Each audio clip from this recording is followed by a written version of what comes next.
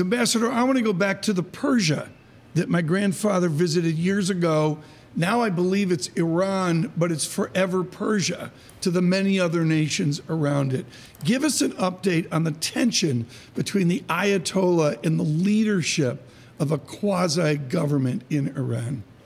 Interesting. Yeah, what we saw in the streets of Iran a few months ago showed for the first time broad-based opposition to elements of the regime. So there's still a reform pressure there, frustration with the stagnation of the economy, frustration with the degree to which resources are being devoted to a foreign policy that not a lot of Iranians buy into. So the revolution is not in danger or anything like that, but it's a crack. And it just shows that they do have to deliver. Funnily enough, the revolutionaries have become the establishment. So contemporary populism, in some ways, pushes back against the Ayatollah. They work by proxy to their allies around the world. And of course, Lebanon is one of those great tension points, buttressed right up against Damascus. What is the tension or relationship now between Iranian Lebanon, Mr. Assad, and Mr. Putin? Not so much Mr. Putin. I thought you were going to say Mr. Netanyahu. We saw about, 48, 72 hours ago, the Israelis went in there to take out, because what they're worried about are Iranian transfers or arms to Hezbollah.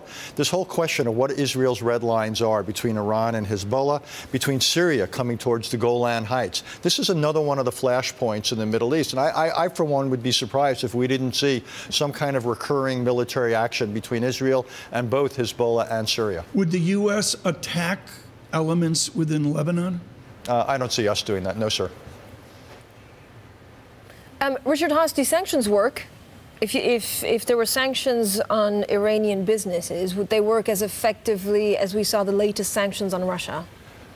Sanctions almost never work if the goals are short-term or ambitious. At the margins, might they inflict a certain penalty on Iran's economy? Sure. Will it be enough to get Iran to fundamentally change its policy in Lebanon, Syria, anywhere else? The short answer is no. Almost always people ask too much of sanctions. That's the history of them as a national security foreign policy tool, and I don't think that's going to change anytime soon. Plus, one other thing, there's a counterproductive element. If we want to see reform pressures grow in Iran, we've got to be really smart, because sanctions can smother the economy, they can help the government, they can hurt private sector elements, and we've got to ask ourselves, do we really want that if our goal is to encourage, ultimately, the opening up of this society?